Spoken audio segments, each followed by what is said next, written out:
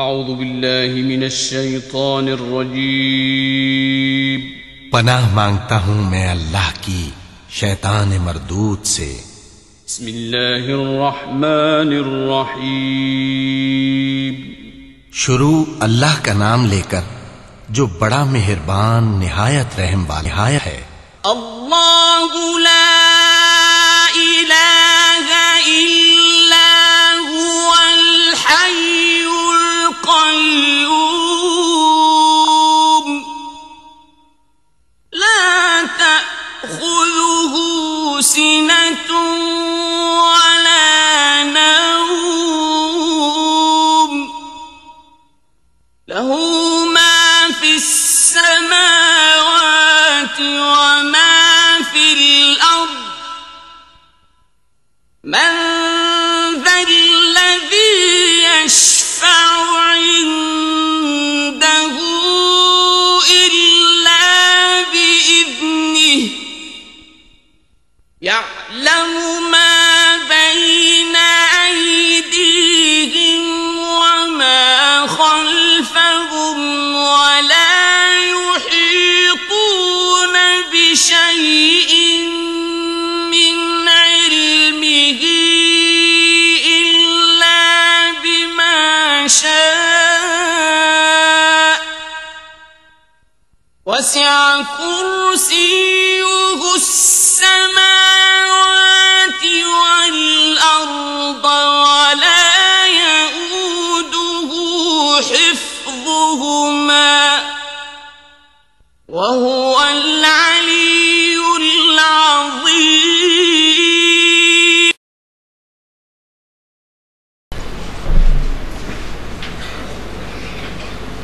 بسم اللہ الرحمن الرحیم۔ رب اشرح لی صدری ویسر لی امری واحلل عقدۃ من لسانی یفقہوا قولی۔ نحمدہ ونصلی ونسلم علی رسولہ الکریم، اما بعد فاعوذ باللہ من الشیطان الرجیم، بسم اللہ الرحمن الرحیم۔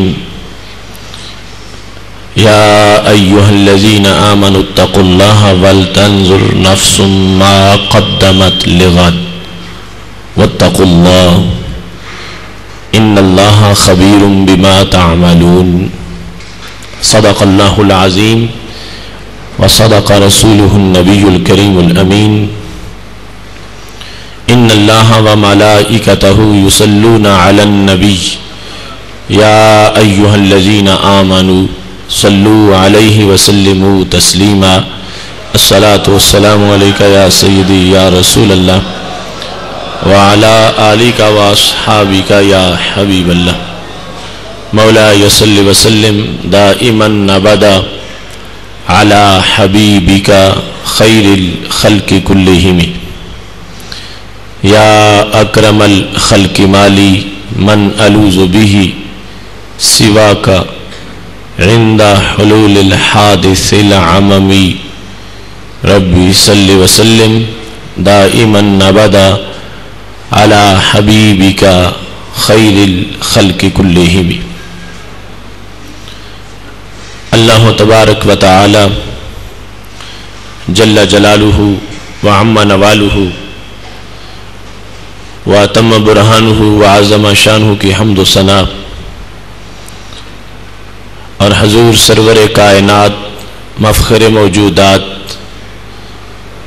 زینت بزم کائنات دستگیر جہاں غم گسار زمان سید سروراں حامی بے قسم قائد الانبیاء محبوب کبریاء احمد مجتبی جناب محمد مصطفیٰ صلی اللہ علیہ وآلہ واصحابہ وبارک وسلم کے دربار گہر بار میں ہدیہ درود السلام عرض کرنے کے بعد رب ذوالجلال کے فضل اور توفیق سے ماہ رمضان المبارک کی ایک سہانی صبح میں ادارہ صراط مستقیم کی طرف سے فہم دین کورس کے چوتھے درس میں ہمیں شرکت کی سعادت حاصل ہو رہی ہے۔ میری دعا ہے رب ذوالجلال سب کی آمد کو اپنے دربار میں قبول فرمائے۔ ہمارا آج کا موضوع بھی بڑا اہم موضوع ہے، محاسبہ نفس اور اس کا طریقہ کار۔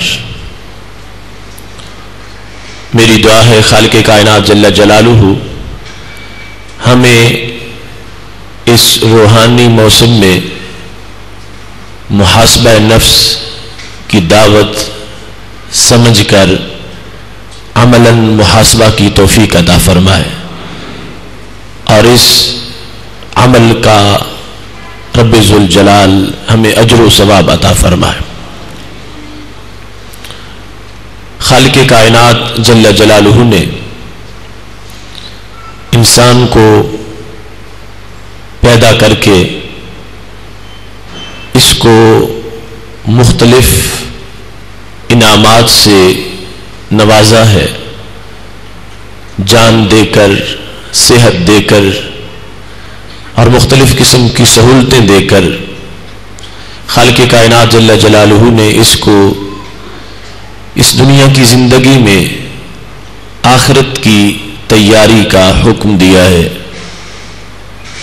چونکہ مادہ پرستی کی گرد و غبار سے اور نفسانی خواہشوں اور لذات کی وجہ سے انسان کو اپنی زندگی کا حقیقی مقصد جو ہے وہ بھول جاتا ہے، تو اس کو ساتھ ساتھ محاسبہ کی دعوت دی گئی، اور خالق کائنات جل جلالہ نے قرآن مجید برہان رشید میں بڑے محبت بھرے انداز میں انسان کو متوجہ کیا۔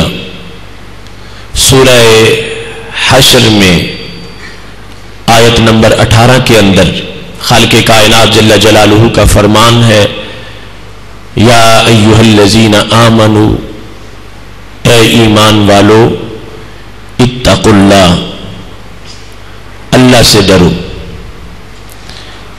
وَلْتَنْظُرْ نَفْسٌ مَا قَدَّمَتْ لِغَدٍ، اور ہر جان کو یہ دیکھنا چاہیے کہ اس نے کل کے لیے آگے کیا بھیج رکھا ہے۔ وَاتَّقُوا اللَّهَ، اور اللہ سے ڈرو، ان اللہ خبیر بما تعملون، بے شک رب ذوالجلال تمہارے اعمال کی خبر رکھنے والا ہے۔ پہلے حصے میں رب ذوالجلال نے ایمان والوں کو خطاب کرتے ہوئے ڈرنے کا حکم دیا، یا ایھا الذین آمنوا، او بلیورز، اتقوا اللہ، فیئر اللہ، وَلْتَنْظُرْ نَفْسٌ مَا قَدَّمَتْ، let every soul that it should see what it has offered for tomorrow, and God is seeing what you are doing. اتقوا اللہ وَلْتَنْظُرْ نَفْسٌ مَا قَدَّمَتْ، every soul should see that what it has sent for tomorrow. ما قدمت، جو اس نے بھیجا، لغد، کل کے لیے۔ قرآن مجید کی اس آیت سے پتہ چل رہا ہے کہ دنیا اور آخرت دو ہی چیزیں ہیں۔ دنیا کو آج سے تعبیر کیا جا رہا ہے اور آخرت کو کل سے تعبیر کیا جا رہا ہے۔ گویا کہ دو دن پورا خلاصہ ہے، آج کا دن دنیا ہے اور کل کا دن آخرت ہے۔ اور خالق کائنات جل جلالہ نے محاسبہ کا پیغام دیا، وَلْتَنْظُرْ نَفْس، ہر جان کو یہ سوچنا چاہیے کہ اس نے کل کے لیے اپنے رب کی طرف کس عمل کو مقدم کیا اور کسے بھیجا ہے. اور ساتھ خالق کائنات جل جلالہ نے اس بات پر بھی لوگوں کو متنبہ کر دیا کہ جو کچھ بھی تم کرتے ہو وہ مجھ سے پوشیدہ نہیں، میں اس کو جاننے والا ہوں. اور آیت کریمہ میں رب ذوالجلال نے 2 بار ڈرنے کا حکم دیا. یا ایھا الذین آمنوا اتقوا اللہ، اس میں بھی ڈرنے کا حکم ہے.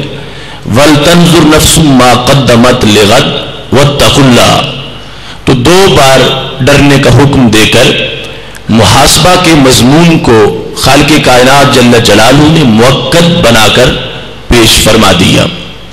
یا یوں بھی ہو سکتا ہے کہ ایک ہے اللہ کے اوامر کی ادائیگی جو اس نے ہم پہ فرض کیا اس کو بجا لانا، اور دوسرا ہے اس کے نواہی سے اجتناب کرنا، جن باتوں سے اس نے منع کیا ان سے دور رہنا.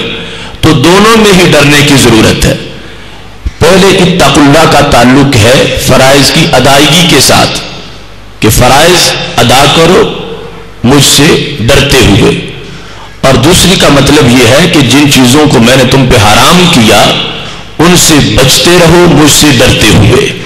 تو خالق کائنات جل جلالہ نے بڑے ہی جامع اور خوبصورت انداز میں انسان کو محاسبہ کا پیغام دیا کہ ہر وقت یہ سوچتے رہو کہ تم نے کل کے لیے کتنا پیش کر دیا ہے، کتنا بھی باقی ہے، اور جو پیش کیا وہ کیا اس لائق ہے کہ اس کو لے کے تم اللہ کے دربار میں کھڑے ہو سکو. کہیں ایسا تو نہیں کہ ندامت سے ساری نہ اٹھا سکو کہ جو عمل ہے وہ اتنا کبھی ہے، اتنا گندا ہے کہ جس کی وجہ سے اس کو ساتھ لے کے رب کے دربار میں کھڑا ہونا ہی بڑا مشکل ہو جائے. اس واسطے اس سے ڈرو اور آج محاسبہ کرو کہ ہم رب کے دربار میں جو کچھ لے کے کھڑے ہوں گے وہ ایسا ہونا چاہیے کہ ہم اس لائق تو ہوں کہ وہاں ہم حاضر ہو سکیں. کہیں ان اعمال کی ندامت کی وجہ سے ایسا نہ ہو کہ ہم اپنا سر جھکائے ہوئے اس انداز میں اپنے آپ کو کبھی لہجے کے اندر سمجھے اور کبھی صورت کے اندر سمجھے کہ جس کی وجہ سے قیامت کے دن اللہ کے دربار کے اندر کھڑا ہونا ہی ہمارے لیے مشکل ہو جائے. خالق کائنات جل جلالہ قرآن مجید برہان رشید کے دوسرے مقام پر فرماتا ہے، سورہ الحاقہ کی آیت نمبر 18 ہے، یومئذ تعرضون لا تخفی منکم خافیہ، کہ جس دن تم سب کو اللہ کے دربار میں پیش کیا جائے گا کوئی جان بھی اس دن چھپ نہیں سکے گی. کہ کسی کو یہ غلط فہمی ہو کہ باقی سب تو پیش ہو جائیں گے اور ان کا نامہ اعمال سامنے ہوگا اور پوری کائنات کی آنکھیں لگی ہوئی ہوں گی اور اس کے دن رات کے معاملے ان کے دفتر کھولے جا رہے ہوں گے اور میں ایسے میں چھپ جاؤں گا. خالق کائنات فرماتا ہے ہرگز ایسا نہیں ہوگا، کوئی بھی چھپ نہیں سکے گا اور ہر ایک کے تمام معاملات کو برسریام رکھا جائے گا. اس دن جو ندامت ہوگی اس سے بچنے کے لیے آج محاسبہ کرتے ہوئے یوں اپنی زندگی گزارو کہ کل ندامت کا سامنا نہ کرنا پڑے، بلکہ اتنی پاکیزہ زندگی ہو محاسبہ کے عمل کے نیچے کہ اللہ کی رحمت بڑھ کے اس بندے کو اپنے گلے لگا لے اور خالق کائنات انعامات سے نوازتا ہوا میدان حشر میں اس بندے کو فردوس کی طرف روانہ فرما دے. رب ذوالجلال کا سورہ غاشیہ کے اندر آیت نمبر 25 اور 26 میں یہ فرمان ہے، ان الینا ایابہم ثم ان علینا حسابہم، ہماری طرف ہی سب نے لوٹنا ہے اور ہم نے سب کا حساب کرنا ہے. تو اس حساب سے پہلے ہمیں آج سوچنا چاہیے کہ ہم خود اپنا حساب کرتے رہیں. ایک تو ہم عادی ہو چکے ہوں گے حساب کے، اپنی ذات کا حساب، ذات کی مصروفیات کا حساب، اپنے معمولات کا حساب، یہ جب ہم خود کرتے رہے ہوں گے تو عادی ہوں گے. وہاں آسانی پیدا ہو جائے گی، اور دوسرا روزانہ کا محاسبہ جو ہے اس کی وجہ سے ہمارے لیے ایسی صورتحال بن جائے گی کہ غلطیاں بہت کم رہ جائیں گی، نیکیاں بہت زیادہ ہوں گی. تو خالق کائنات جل جلالہ کے دربار میں جب حساب ہو رہا ہوگا تو رب ذوالجلال اپنے فضل و کرم سے اپنے اس بندے کو نواز رہا ہوگا. قرآن مجید برہان رشید نے محاسبہ کی اس دعوت کو اتنے خوبصورت طریقے سے بیان کیا ہے کہ رسول اکرم نور مجسم شفیع معظم صلی اللہ علیہ وسلم نے بار بار اس کی وضاحت کی اور اپنے فرامین کی روشنی میں اس کے ہر مرحلے کو مزین کیا، یہاں تک کہ صحابہ کرام علیہم رضوان تک بھی یہ پیغام اس انداز میں پہنچا کہ وہ لوگ جنہوں نے کبھی حشر کے حساب کے بارے میں سوچا ہی نہیں تھا اور جو جہالت کے گھٹاٹوپ اندھیروں میں ہر وقت سوئے رہتے تھے، ان کے نزدیک محاسبہ کی یہ دعوت اتنی تیز ہو گئی کہ سیدنا امیر المومنین عمر فاروق رضی اللہ تعالی عنہ کا بڑا مشہور فرمان، جس کو امام ترمذی نے اپنی جامع کبیر میں روایت کیا ہے اور ابن ابی دنیا نے محاسبۃ النفس کتاب کے اندر اس کو ذکر کیا ہے، اور مدارج السالکین میں بھی اس کو روایت کیا گیا ہے کہ حضرت سیدنا عمر رضی اللہ تعالی عنہ فرمایا کرتے تھے، حاسبوا انفسکم قبل ان تحاسبوا، قبل اس کے کہ تمہارا حساب کیا جائے تم خود اپنا حساب کرو، اپنا محاسبہ کرو، اپنے معمولات کو دیکھو، اپنے اعمال کی تلاشی لو، تفتیش کرو کہ تم سے جو کام ہو رہے ہیں وہ کس نوعیت کے ہیں، کیا ان میں نظر ثانی کی ضرورت ہے، ان میں کسی تبدیلی کی ضرورت ہے، یا وہ سارے صحیح ہیں، یا ان کاموں کی جگہ تمہاری سیرت میں کچھ اور کام ہونے چاہیے. حاسبوا انفسکم، خود اپنا محاسبہ کرو قبل اس کے کہ تمہارا محاسبہ کیا جائے. اور فرمایا کرتے تھے، زنوا انفسکم قبل ان توزنوا، قبل اس کے کہ تمہارا وزن کیا جائے خود بھی اپنا وزن کیا کرو، اپنے اعمال کا وزن خود کیا کرو، قبل اس کے کہ وہ یوم الدین آ جائے جس دن اعمال کی ویلیو وزن کے لحاظ سے ہوگی. کافر کے عمل کا کوئی وزن نہیں نکلے گا، اگرچہ وہ کتنی بڑی سماج کی خدمت کر رہا ہو، کتنے لوگوں کے ساتھ اچھا سلوک اس نے کیا ہو، قیامت کے دن اس کا یہی عمل ہوگا جس کی ایک چھٹانک بھر بھی اس کا وزن نہیں نکلے گا. لیکن یہ مومن کی شان ہے کہ اگر اس نے کسی ایک پیاسے کو بھی گھونٹ پانی کا پلایا ہوگا تو خالق کائنات جل جلالہ اس کو اونٹ پہاڑ جتنا ثواب عطا فرما رہا ہوگا. تو حضرت عمر رضی اللہ تعالی عنہ یہ دعوت دیا کرتے تھے، زنو، تم خود وزن کرو اور اپنے اعمال کو دیکھو کہ اس میں خلوص کا کتنا حصہ ہے، اللہ کی رضا کا کتنا حصہ ہے، اور اس میں ریا کی کتنی ملاوٹ ہے، اور اس میں لوگوں کی چاہت جو ہے اور لوگوں کا لحاظ سے دکھلاوا جو ہے وہ کتنا شامل ہو چکا ہے. خود اپنے اعمال کا تم وزن کرو قبل اس کے کہ رب ذوالجلال کی طرف سے ترازو رکھا جائے اور وزن کیا جائے. اور فرمایا کرتے تھے، وَتَزَيَّنُوا لِلْعَرْضِ الْأَكْبَرِ، اس نمائش کے لیے بھی اور اس پیشگی کے لیے بھی زینت حاصل کرو اور تیاری کرو جو سب سے بڑی پیشگی ہے اور جو سب سے بڑی نمائش ہے. یعنی آج انسان چھوٹے سے فنکشن میں جاتا ہے، اس سے پہلے تیاری کرتا ہے کہ میرا بدن صاف ہو، میرے چہرے پہ کوئی داغ نہ ہو، میرے ہاتھ گندے نہ ہوں، میرے کپڑوں پہ کوئی داغ نہ ہو. چھوٹی سی تقریب میں جانے کے لیے اتنا اہتمام کرتا ہے. تو سیدنا عمر فاروق رضی اللہ تعالی عنہ فرمایا کرتے تھے، وہ بزم حشر کہ جس میں کروڑوں انسان ہوں گے اور ان کے سامنے تجھے پیش کیا جائے گا، اس دن کے لیے بھی تو تیاری کرو کہ جب کفر کی وجہ سے چہرے سیاہ ہو جائیں گے اور آنکھیں نیلی ہو جائیں گی، اس دن کے ان لمحات سے بچنے کے لیے آج بندے کو محاسبہ کرنا چاہیے اور تیاری کرنی چاہیے، تاکہ اس ارض اکبر کے دن بھی خالق کائنات جل جلالہ اس کو وہ مقام عطا فرمائے کہ جس کی وجہ سے حشر میں بھی اس کی تحسین ہو رہی ہو، لوگ دیکھیں اور چہرے کی نورانیت کو دیکھ کر اش اش کر اٹھے اور پوچھے کیا کہ اللہ کے نبی کا چہرہ ہے یا اس زمانے کے غوث کا چہرہ ہے؟ یہ کون انسان ہے کہ جس کے چہرے پر اس قدر نور کی بارش ہو رہی ہے؟ تو یہ ارض اکبر کے لیے آج اپنے آپ کو تیار کرنا، شریعت کی زبان میں اس کو محاسبہ نفس سے تعبیر کیا جاتا ہے۔ باقی اس کا جو طریقہ کار ہے وہ اصل آج ہمارے لیے ضروری ہے۔ ہم کسی رواجی اور رسمی پروگرام میں نہیں، ہم اس کو اپنی سیرت میں اتارنا چاہتے ہیں کہ محاسبہ کا ایک طریقہ جو قرآن و سنت کے احکام سے ماخوذ ہے اور جس کے اندر ہزاروں نصوص کی خوشبو موجود ہے، وہ پیغام سن کر ہم اپنی ذات پر اس کو منطبق کریں اور لاگو کریں۔ اور اگر کسی میں پہلے محاسبہ کا شوق نہیں اور یہ اس کے اندر اٹریکشن اس سلسلے میں موجود نہیں، تو وہ آج اپنے آپ کو اس بات کی طرف لگا لے کہ میں اپنا محاسبہ کروں گا، اپنا حساب کروں گا، خود اپنی تلاشی لوں گا اور خود اپنی تفتیش کروں گا۔ یہ رمضان المبارک کے موسم بہار کی رحمتوں سے امید ہے انشاءاللہ جو اس طرف متوجہ ہو جائے گا، اللہ اس کے دل کے تمام دھبے صاف فرما دے گا اور اس کے آئینہ ادراک کو روشن فرما دے گا۔ محاسبہ نفس کے لحاظ سے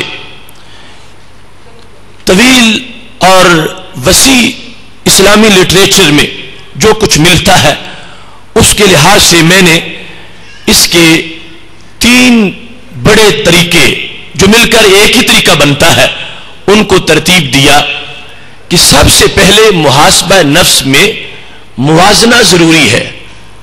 پہلا سبق موازنہ کا ہے، دوسرا مخابرہ کا ہے اور تیسرا مشاہدہ کا ہے۔ یہ تینوں چیزیں مل جائیں گی تو محاسبہ مکمل ہو جائے گا۔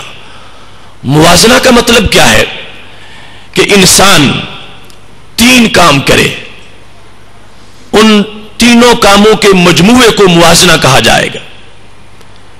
پہلا کیا ہے کہ وہ یہ موازنہ کرے کہ مجھ پر میرے رب کے انعامات کتنے ہیں اور میری طرف سے میرے رب کی بندگی کس طرح کی ہے۔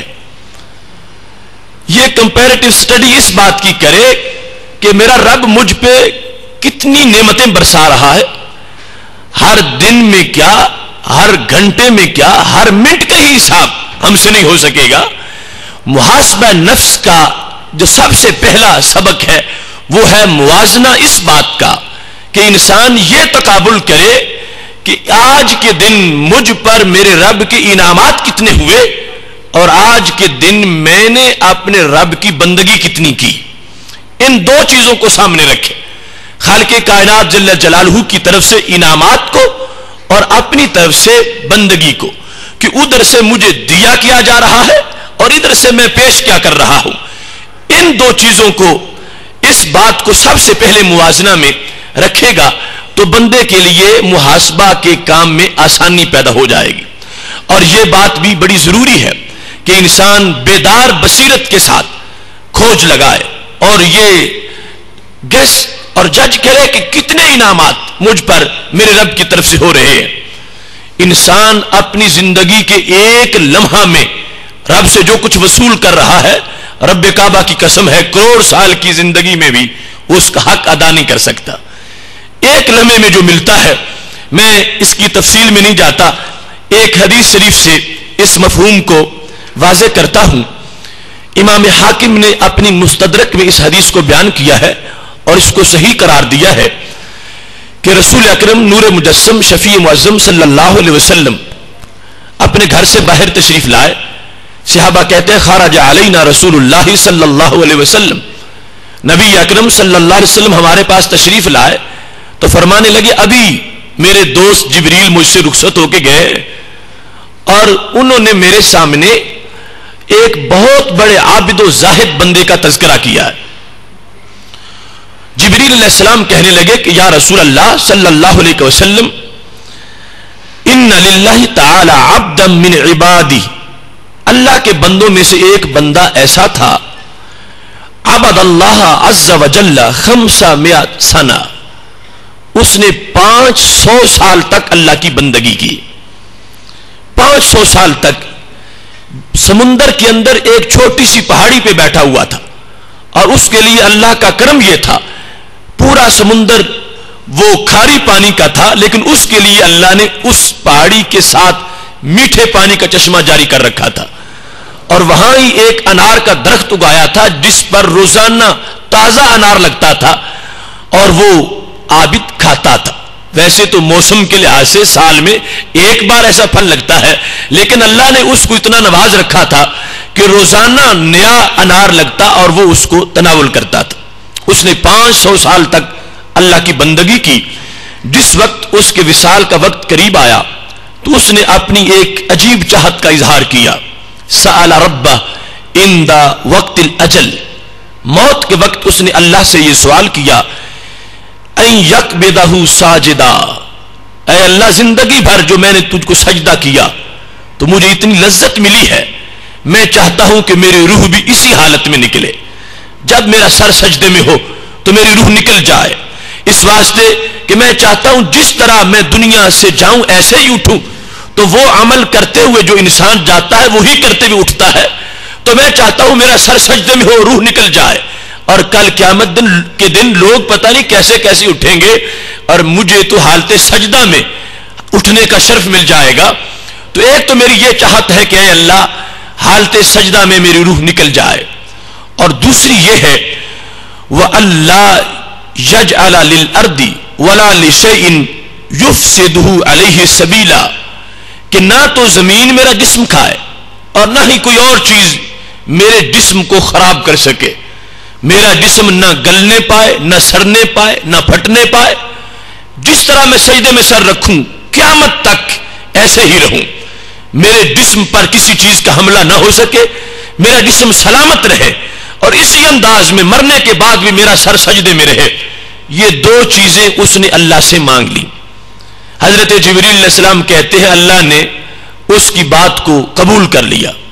اس نے سجدے میں سر رکھا ہوا تھا کہ روح نکل گئی، اور جبریل علیہ السلام کہتے ہیں اب بھی ہم جب آسمان سے آتے جاتے ہیں اسی جزیرہ سے گزر کے آتے ہیں، اب تک اس کا بدن سلامت ہے، اور ایسے ہی اس نے سر سجدے میں رکھا ہوا ہے. رسول اکرم صلی اللہ علیہ وسلم سے عرض کرنے لگے یا رسول اللہ صلی اللہ علیہ وسلم، جب قیامت کا دن ہوگا، وہ بندہ جب اٹھے گا، حشر بپا ہوگا، تو خالق کائنات جل جلالہ بڑی خوشی سے فرمائے گا، فرشتوں سے یہ کہے گا ادخلوا عبدی الجنہ، میرے اس بندے کو جنت میں داخل کر دو. کس طرح؟ برحمتی، میری رحمت کے صدقے، میری رحمت کی وجہ سے اس بندے کو جنت میں داخل کر دو.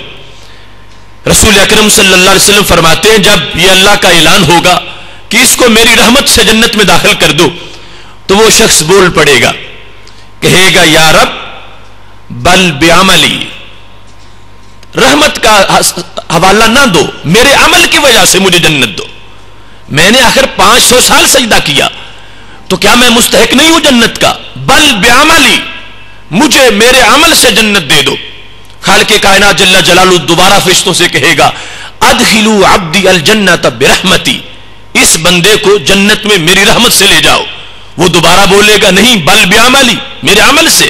خالق کائنات جل جلالہ تیسری بار فرمائے گا فرشتوں ادخلوا عبدی الجنۃ برحمتی، اس کو میری رحمت سے جنت میں لے جاؤ. وہ تیسری بار بھی یہی کہے گا یا رب بل بعملی، میرے عمل سے مجھے جنت عطا فرما دے. تو جب تیسری بار وہ کہے گا تو خالق کائنات جل جلالہ فرمائے گا قائسو عبدی بنعمتی علیہ، فرشتوں اب اس کو اٹھا کے میرے سامنے کھڑا کرو، اب ہم حساب کریں گے. اس کو اپنے عمل پہ اتنا بھروسہ ہے اور یہ سمجھتا ہے کہ اس نے 500 سال مجھے سجدہ کر کے اس نے کوئی حق ادا کر دیا ہے میری نعمتوں کا، چلو اب گنتے ہیں، میری نعمتیں بھی گن لو، اس کا عمل بھی گن لو. اس نے 500 سال مجھے سجدہ کیا ہے تو میرے انعامات بھی دیکھو. قائسو عبدی بنعمتی علیہ و بعملی، اب میری نعمت اور اس کے عمل کا موازنہ کرو، میری نعمت اس پر کتنی ہے اور اس کا عمل کتنا ہے. اب موازنہ شروع ہو جائے گا. تو کیا ہوگا؟ رسول اکرم صلی اللہ علیہ وسلم فرماتے ہیں توجد نعمت البشر قد احاطت بعبادت 500 سنہ، खालिक कायनात जल्ल जलालू की तरफ से जो दी हुई आंख है, सिर्फ इस नेमत को एक तरफ रखा जाएगा और उसकी 500 साल की बंदगी को एक तरफ रखा जाएगा। मेरे महबूब अलैहिस्सलाम फरमाते हैं ये आंख वाली नेमत भारी हो जाएगी। महज आंख वाली नेमत खालिक कायनात फरमा इसके मुकाबले में बंदगी इसकी पेश करो। अब आंख वाली नेमत जो है उसका भी हक पूरा नहीं हुआ, पूरा बदन बाकी है, बदन की अज्जा बाकी है, आज़ा बाकी है, फिर जो उसके लिए अल्लाह ने बंदोबस्त किए हुए थे वो सारी नेमतें भी बाकी हैं। उस खारी समुंदर में जो रोजाना उसको मीठा पानी देता था और उसके लिए ताजा अनार पैदा करता था, वो करोड़ों इनामात अभी बाकी है। अभी सिर्फ एक आंख वाली नेमत का हिसाब हुआ तो उसकी बंदगी तो सारी खत्म हो गई। खालिक कायनात फरमाएगा अब इस बंदे को जहन्नम में दाखिल करो, मेरे इनामात इस पर कितने हैं, और इसका अमल तो इनामात के लिहाज से बहुत थोड़ा, और इसने खुद ये अपनी तरफ से पेशकश की है कि मेरे अमल के लिहाज से फैसला किया जाए, तो अमल के लिहाज से तो ये है कि नेमतें तो बहुत ज्यादा है और अमल बड़ा थोड़ा है। अब वो बंदा कहेगा अल्लाह नहीं, मुझे अपनी रहमत से ही जन्नत अता फरमा दे, और बिल्लाखिर उसको रहमत से जन्नत अता फरमा दी जाएगी। लेकिन इस वक्त हमारे इस मौजू में इस अजीम हदीस का यह हिस्सा है कि मैंने ये अर्ज किया कि मुवाजना में सबसे पहले यह बात लाजिम है कि देखा जाए कि खालिक कायनात की तरफ से इनामात कितने हैं और मेरी तरफ से अमल कितना है। ये दोनों चीजें जिस वक्त देखी जाएगी, और बिलखुसूस इस हदीस की रोशनी में जो बड़े से बड़ा आबिद जाहिद है, आज इस उम्मत में कौन 500 साल सजदे में सर रखने वाला है, जब वो 500 साल आबिद जाहिद उसकी इबादत एक नेमत का जवाब नहीं बन सकी, तो हमारे ये सजदे किस नेमत का जवाब बन सकेंगे। ये चीज है कि जिसकी वजह से मुआजना करते हुए बंदे के अंदर मुहासबा का ज़ौक़ पैदा होगा कि उधर से मुसलसल इनामात है, हर सांस में करोड़ों नेमतें हैं और मेरी तरफ से तो बिल्कुल महदूद सा अमल है। इसकी वजह से बंदे को मुहासबा करने में आसानी पैदा हो जाएगी। मुवाजना के अंदर दूसरी बात यह है कि बंदा अपने हसनात और सय्यात में मुवाजना करे। पहला तो यह था कि अल्लाह के इनामात और अपने अमल में मुवाजना। दूसरा यह है कि खुद अपने अफआल में से जो नेक है उनको शुमार करना और जो बुरे हैं उनको शुमार करना, इनका मुवाजना करना कि आखिर मैंने 24 घंटे जो गुजारे हैं तो इनमें से कितने वो काम हैं कि जिनको मैं जब कर रहा था तो मेरे रब की रहमत खुश हो रही थी, और कितने वो काम हैं कि जिनकी वजह से मेरा रब नाराज हो रहा था। इंसान खुद अपने आमाल के लिहाज से ये मुवाजना करे कि कितने काम अल्लाह की खुशनुदी के हैं और कितने काम अल्लाह ताला को नाराज करने वाले हैं। ये भी ऐसा अमल है कि जिसकी वजह से बंदे के गुनाह झड़ना शुरू हो जाएंगे। बल्कि ये तजर्बा की बात है और ये भी हम सब का होमवर्क है कि हम रात को जहां ये हिसाब लिखते हैं कि कितनी आमदनी थी और कितना खर्च हुआ, ये अपने माल के लिहाज से लिखते हैं, तो नामा आमाल के लिहाज से भी थोड़ा सा लिखे।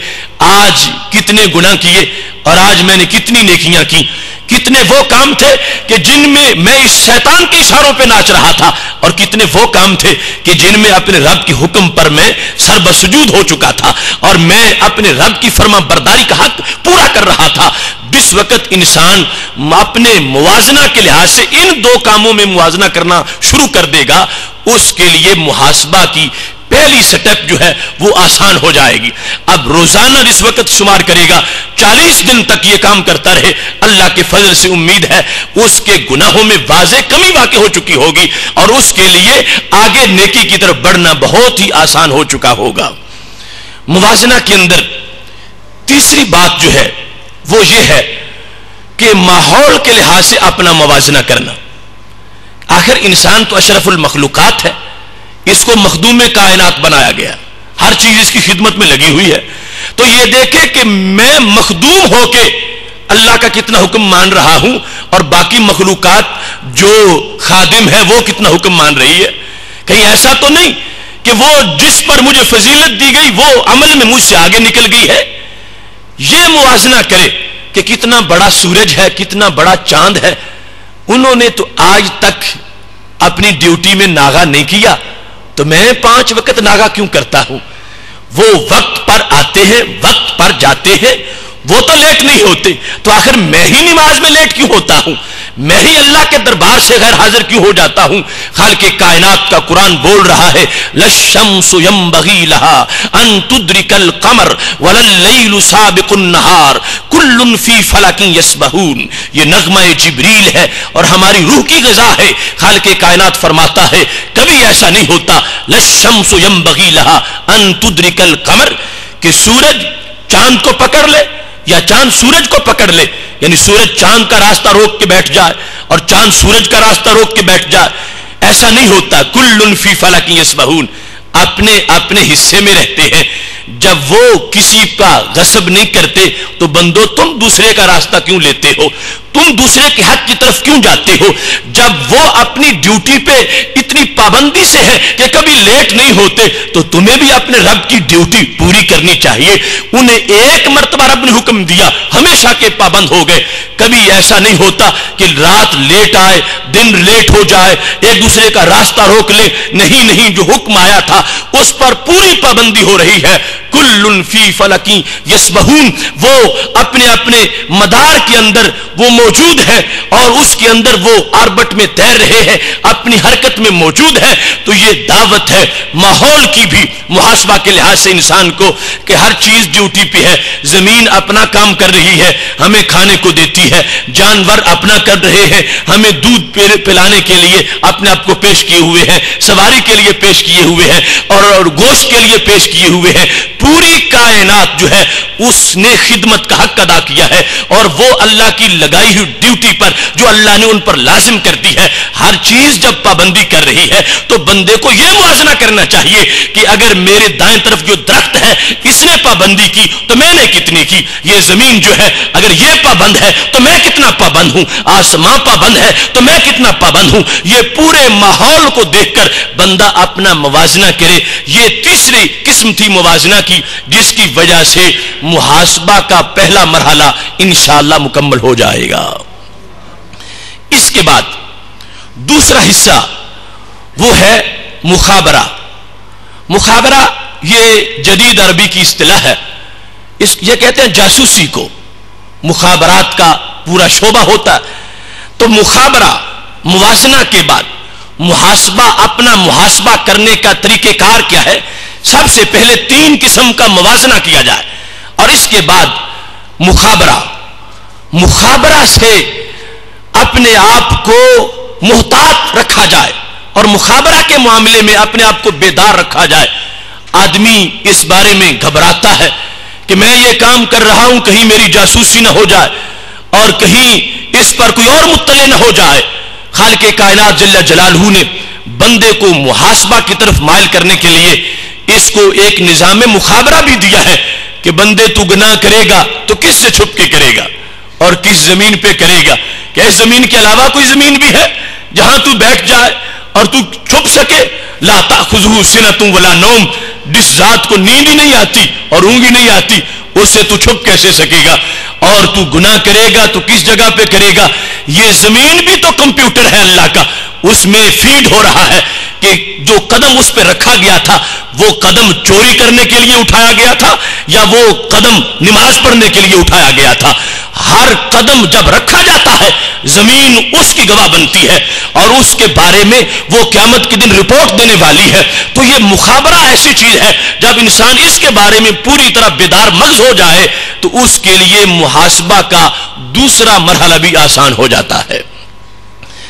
صحیح مسلم شریف میں حدیث شریف ہے کہ رسول اکرم نور مجسم شفیع معظم صلی اللہ علیہ وآلہ وسلم نے اپنے صحابہ کرام علیہم رضوان کو اس سلسلہ میں متوجہ کیا، بلکہ مخابرہ کی حیثیت کو واضح کرتے ہوئے آپ نے قرآن مجید کی اس آیت کی تفسیر کی یومئذ تحدث اخبارہا. سورہ زلزال کے اندر جو آیا ہے کہ قیامت کا دن وہ دن ہے کہ جس دن زمین اپنی خبریں بیان کر دے گی.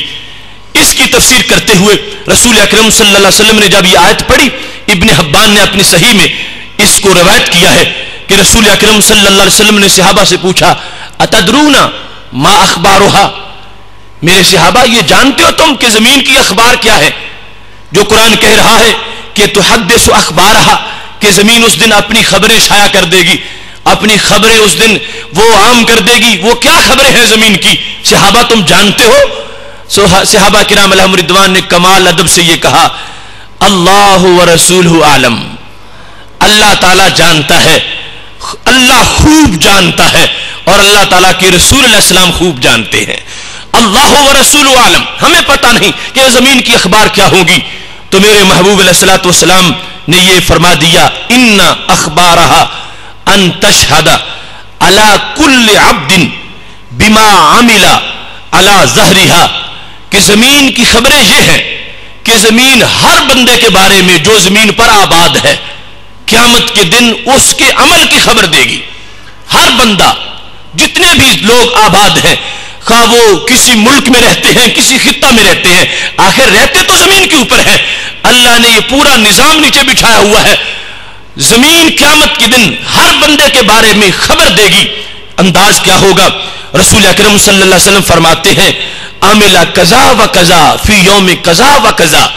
زمین کہے گی، اے اللہ، اس بندے نے فلاں دن فلاں کام کیا تھا، اس نے فلاں دن فلاں کام کیا تھا، اور فلاں نے فلاں دن فلاں کام کیا تھا. تاریخ بھی بتائے گی، وقت بھی بتائے گی، کام بھی بتائے گی. تو خالق کائنات جل جلالہ نے قرآن مجید میں اس آیت کو نازل کر کے بندے کو محاسبہ کی طرف متوجہ کیا، مخابرہ کے لحاظ سے بھی، کہ تو جہاں بھی چھپے گا آخر وہ زمین کا کوئی حصہ ہوگا، یا خود یا زمین پر جو چیز رکھی گئی ہے وہ ہوگی. اور ہر چیز زمین میں، زمین کے اوپر جو ہے اس کو سب وہ نوٹ کر رہی ہے، اور وہ بتائے گی جہاں بھی چھپ کے جائے گا، جدھر بھی چھپے گا وہ زمین بیان کرے گی. جب اتنا بڑا جاسوس اے بندے تیرے پیچھے لگا ہوا ہے تو اس جاسوس سے اپنے آپ کو بچا لے. اس جاسوس نے تو کوئی بات بھی نہیں چھوڑنی. تو اپنا آج فکر کر، آج محاسبہ کر، آج سوچ کے قدم رکھ. چھپتا ہے تو سوچ کے چھپ کہ زمین پہ ہی چھپ رہا ہے. ایک تو اللہ خود دیکھ رہا ہے، لیکن اس نے پھر نظام عدل بنا رکھا ہے. چلو بندے، میں خود بیان نہیں کرتا، میری زمین بیان کر دے گی. ما یلفظ من قول الا لدیہ رقیب عتید. ہم نے فرشتے بھی ساتھ رکھے ہوئے ہیں، جو تم لفظ بولتے ہو زبان سے نکلتا جاتا ہے وہ فوراً لکھ لیتے ہیں. جہاں بھی ہوتے ہو وہ فوراً لکھتے ہیں. یہ رپورٹر بھی ساتھ ہے، نظر نہیں آتے مگر وہ بھی لکھ رہے ہیں. زمین کے بارے میں ہمیں پتہ ہی نہیں چلتا کہ ہم نے جو برائی کی وہ زمین بھی نوٹ کر رہی ہے. اللہ نے مخابرہ کے اس نظام پر مطلع کر دیا کہ وہ بھی جاسوسی کر رہی ہے. بلکہ اس سے زیادہ خود بندے کا بدن بندے کے خلاف جاسوسی کر رہا ہے. اور قیامت کے دن ہر گناہ کے بارے میں یہ گواہ بن جائے گا اللہ کے دربار میں. تو آج پھر بندے کو ان ساری چیزوں کو سامنے رکھتے ہوئے اپنا محاسبہ کرنا چاہیے کہ یہ تو ہر چیز میری جاسوس ہے. یہ اتنا میرا پیارا ہاتھ جس کو میں بچا بچا کے رکھتا ہوں، اور تھوڑا سا زخم ہو جائے تو اس کی پٹی کرتا رہتا ہوں. یہ میرے پیارے قدم، یہ تو میرے خلاف جاسوس ہے. اگر میں اللہ کا نہیں بنوں گا تو یہ میرے کیسے بنیں گے؟ یہ میرے خلاف بولیں گے، میرے خلاف گواہی دیں گے. یہ وہ چیز ہے جو بندے کو محاسبہ کی طرف مجبور کرتی ہے، اور نتیجہ میں اس کا نامہ اعمال گناہوں سے پاک ہو جاتا ہے. رسول اکرم نور مجسم شفیع معظم صلی اللہ علیہ وسلم نے ارشاد فرمایا، صحیح مسلم میں ہے، صحابہ کرام علیہم رضوان کہتے ہیں، کننا عند النبی صلی اللہ علیہ وسلم فضحکا. کیا خوبصورت محفل تھی، سیما پاتھی کیا ان لوگوں کی قسمتیں حصے میں جن کے آئیں وہ مہتاب صحبتیں. نبی اکرم صلی اللہ علیہ وسلم بزم میں تشریف فرما ہے اور صحابہ کرام علیہم رضوان کا جمع غفیر ہے. اچانک ہمارے محبوب علیہ السلام نے مسکرانا شروع کر دیا. بظاہر کوئی سبب نہیں تھا مسکراہٹ کا، نہ کسی نے کوئی ایسی بات کی، نہ کسی کا کوئی ایسا عمل سامنے آیا کہ اس پر مسکراہٹ کا اظہار کیا جائے. جب رسول اکرم صلی اللہ علیہ وسلم مسکرائے تو کتنا خوبصورت منظر تھا. خود پوچھا، ہل تدرون بما اضحکو، میرے صحابہ کا تمہیں پتہ ہے کہ میں کیوں مسکرا رہا ہوں؟ کیا جانتے ہو کہ مجھے ہنسی کیوں آئی ہے؟ تمہیں پتہ ہے کہ مسکراہٹ کس وجہ سے ہے؟ یہ سوال کر کے جب آپ نے پوچھا، صحابہ کہتے ہیں قلنا اللہ ورسولہ عالم. کتنا ادب ہے. کہنے لگے ہم یہی پیش کرتے ہیں یا رسول اللہ صلی اللہ علیہ وسلم، آپ کی مسکراہٹ کا سبب آپ کا رب بہتر جانتا ہے اور آپ بہتر جانتے ہیں. آپ خود ہی فرما دیں کہ اس مسکراہٹ کی وجہ کیا ہے اور سبب کیا ہے. تو میرے محبوب علیہ الصلوۃ والسلام کہ الفاظ کا مطلب یہ تھا، میرے صحابہ میں بیٹھا تو یہاں ہوں مگر تمہیں پتہ نہیں نگاہ کہاں تک پہنچی ہوئی ہے. من مخاطبۃ العبد ربہ، فرمایا آج یہاں بیٹھ کے میں میدان حشر کو دیکھ رہا ہوں. میدان حشر سامنے ہے اور وہاں بندہ جو اپنے رب سے گفتگو کر رہا ہے اس کو سن کے، آج جو مستقبل میں ہوگی اس گفتگو کو سن کے مجھے ہنسی آ گئی ہے. اور میں سادے بندے کی گفتگو پر مجھے تعجب آیا ہے کہ اپنے رب سے کیسی سادہ گفتگو کر رہا ہے اور کس انداز میں اپنے رب سے بول رہا ہے. بندے کی جو رب سے گفتگو ہے حشر کے دن، مجھے اس کی طرف توجہ سے یہ مسکراہٹ آ گئی. صحابہ کرام علیہم رضوان نے پوچھا، یا رسول اللہ صلی اللہ علیہ وسلم پھر ہمیں بھی شریک فرحت فرما دو، ہمیں بھی پتہ چل جائے کہ وہ کیسی گفتگو ہے کہ جس کی وجہ سے آپ کی طبیعت مسرور ہو رہی ہے، ہمیں بھی اس کا حصہ مل جائے. تو میرے محبوب علیہ السلام کی آنکھ نے جو دیکھا اور کان نے جو سنا اور مستقبل کے جو حالات جو کئی صدیوں کے بعد رونما ہونے تھے اور آج تک جن کا ابھی انعقاد نہیں ہوا، اب سے بھی کئی صدیوں کے بعد جو کچھ سامنے آنا تھا، میرے محبوب علیہ السلام کے کانوں نے سن لیا، آنکھوں نے دیکھ لیا اور ہو بہو اپنے صحابہ کے سامنے بیان فرما دیا.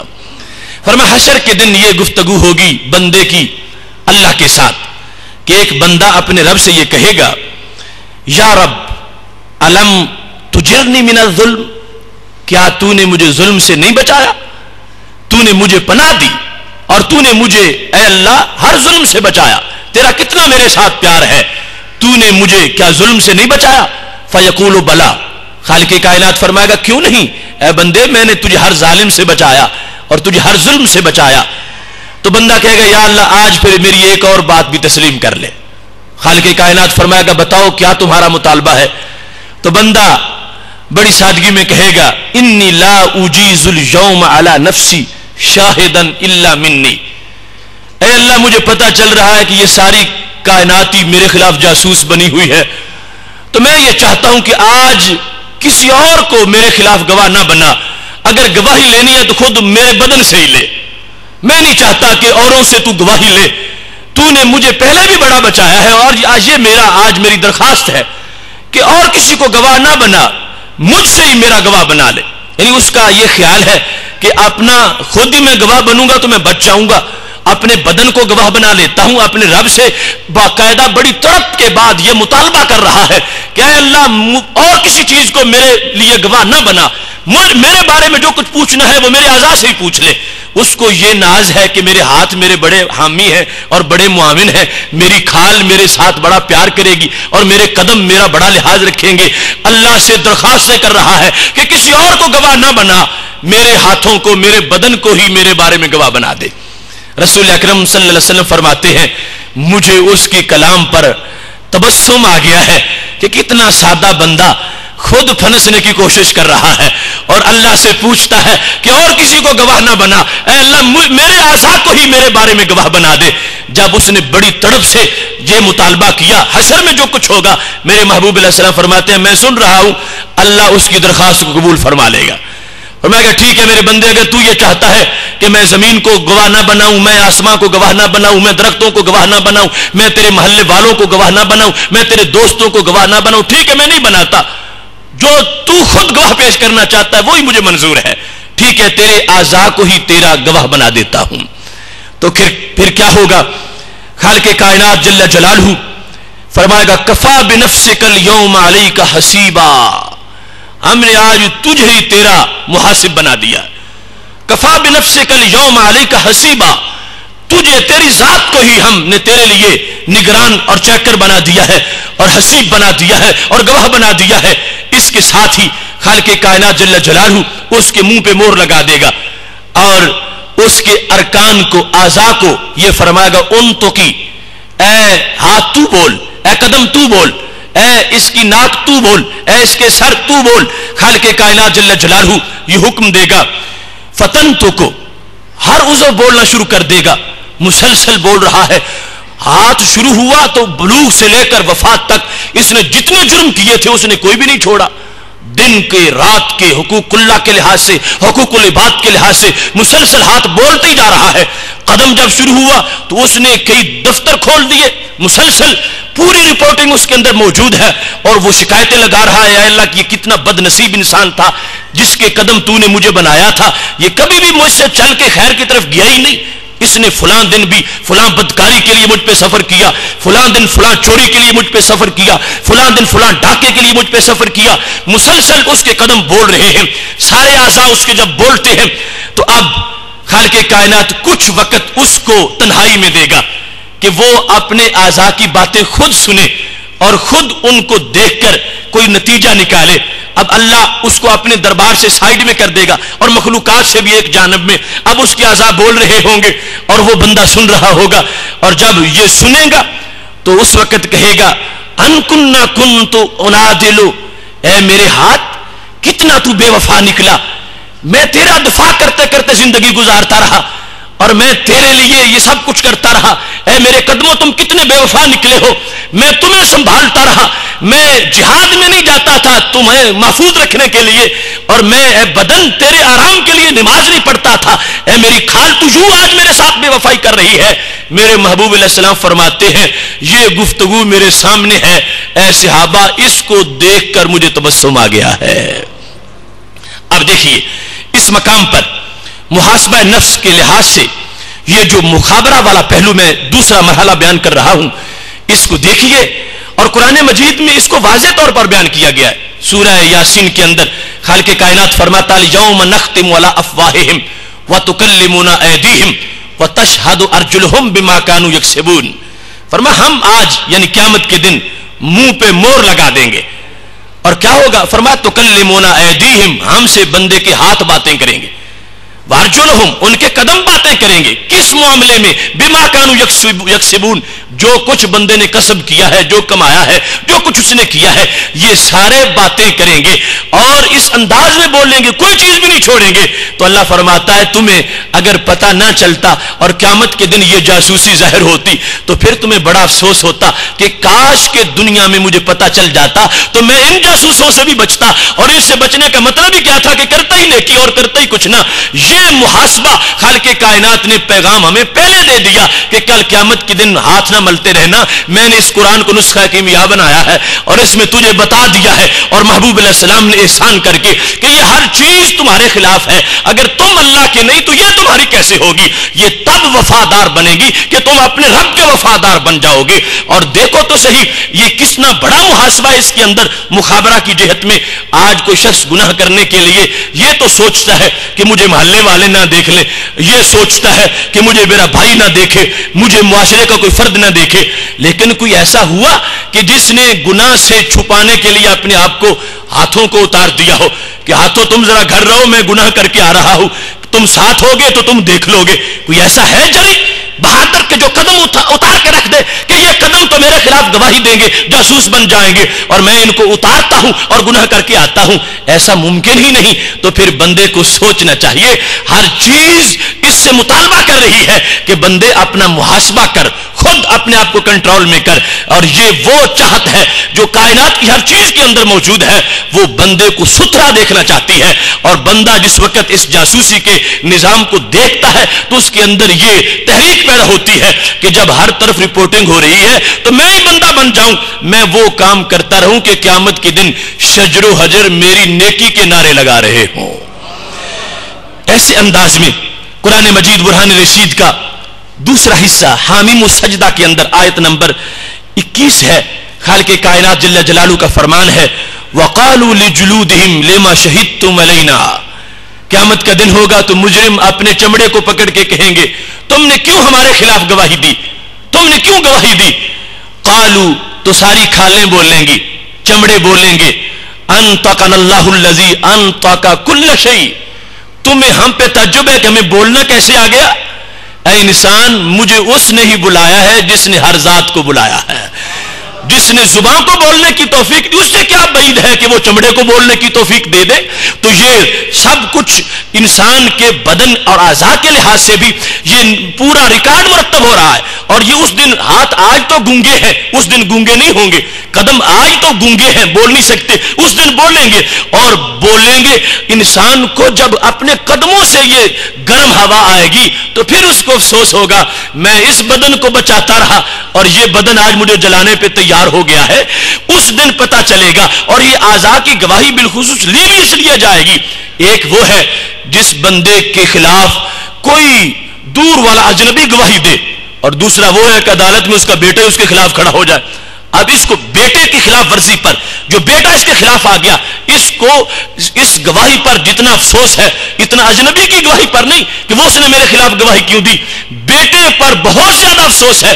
تو خالق کائنات فرماتا ہے ان ہاتھوں کو ہم نے گواہ بنایا تیرے لیے تاکہ بندہ افسوس میں ڈوب جائے، اس کی ندامت ہو کہ میں کس کے لیے سب کچھ کرتا رہا، یہ ہر چیز تو میرے خلاف ہو گئی ہے. اور دنیا میں اس کو بتا دیا تاکہ آج محاسبہ کرتے ہوئے ان اعضاء کو نیکیوں سے آباد کر لو. کل قیامت کے دن ہر عضو اپنی اپنی نیکی کا اعلان کر رہا ہوگا. محتشم سامعین حضرات، محاسبہ کے طریقہ کار کے لحاظ سے پہلا حصہ موازنہ کا تھا، اور دوسرا مخابرہ کا تھا، اور تیسرا مشاہدہ کا ہے.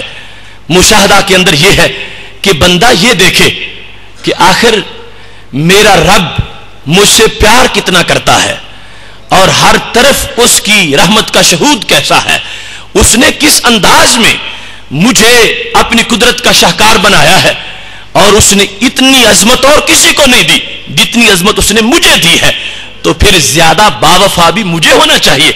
اس نے گھوڑے کو پیدا کیا، گدھے کو پیدا کیا، ان جانوروں کو پیدا کیا. بڑے بڑے پاورفل جانور ہیں، وہ پانی پیتے ہیں پھر بھی سر جھکاتے ہیں، اور چارہ چرتے ہیں پھر بھی سر جھکاتے ہیں.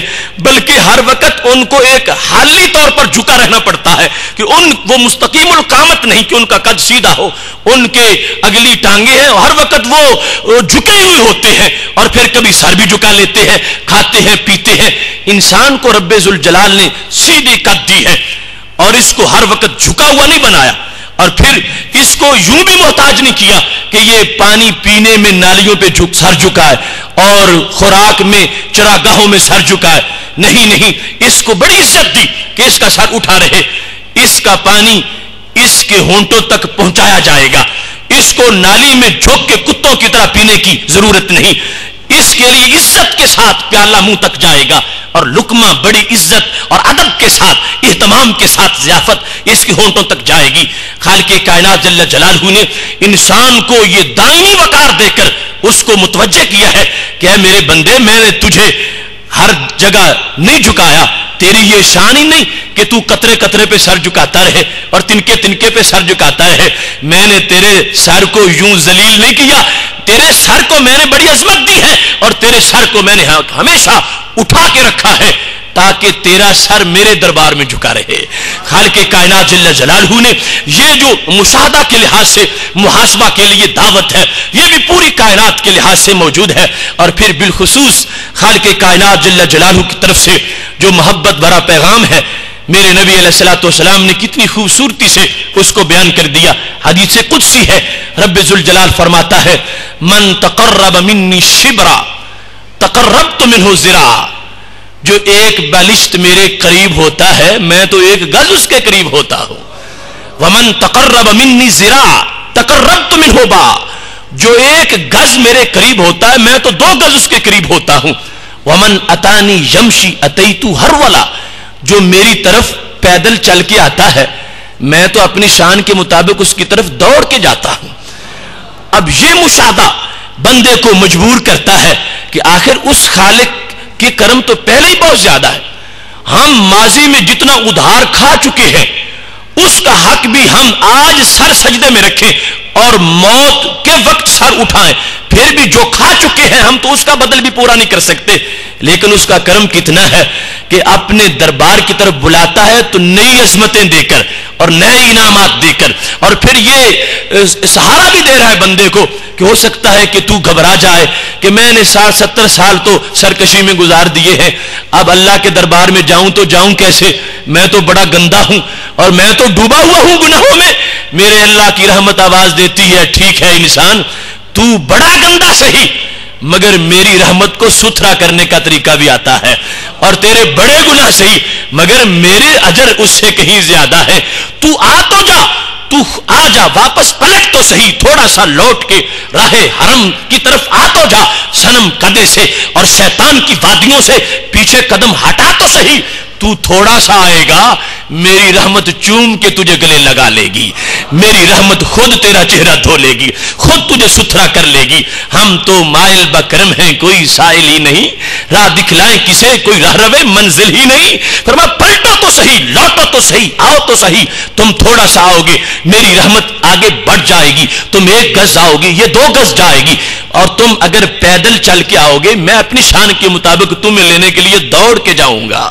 کتنا کرم ہے اللہ کا, کتنی شفقت ہے اور کتنا اس کا پیار ہے بندوں کے ساتھ. حالانکہ وہ دوڑنے سے پاک ہے اور وہ دور سے قریب ہونے سے پاک ہے. جو پہلے شارک سے قریب ہو وہ پھر اس کا دور ہونا متصور کیسے ہو سکتا ہے؟ صرف اپنی رحمت کی کثرت کو ظاہر کر رہا ہے کہ بندو تم متوجہ تو ہو جاؤ, پلٹو تو صحیح, میں خود تمہیں عطا کروں گا, نوازشات کروں گا. تو یہ جس وقت انسان اس بات کا اپنے روحانی طور پر شہود کر لیتا ہے, اس کا مشاہدہ کرتا ہے کہ میرا رب اتنا پیار کرنے والا ہے, تو مجھے بھی اس پیار کے بارے میں سوچنا چاہیے. آخر میں کیوں باغی ہوں, میں کیوں سرکش ہوں, میں کیوں بگھوڑا بن گیا ہوں, میں کھاتا اللہ کا ہوں اور کہنا شیطان کا مانتا ہوں, تو ایسا میں کیوں کرتا ہوں؟ یہ سوچ میں کیوں کرتا ہوں ایسا, اس کو محاسبہ کہا جاتا ہے. اور یہ ساری چیزیں جو موازنہ, مخابرہ اور مشاہدہ کی شکل میں نے بیان کی ہیں, یہ وہ باعث بنتے ہیں جو بندے کو طریقہ کار کی طرف راغب کرتے ہیں. اور یہ طریقہ کار کے مختلف سٹیپ ہیں, اور ان کے اندر بندہ جس وقت اپنے گناہوں کو گنتا ہے, شمار کرتا ہے, یہی اس کا محاسبہ ہے.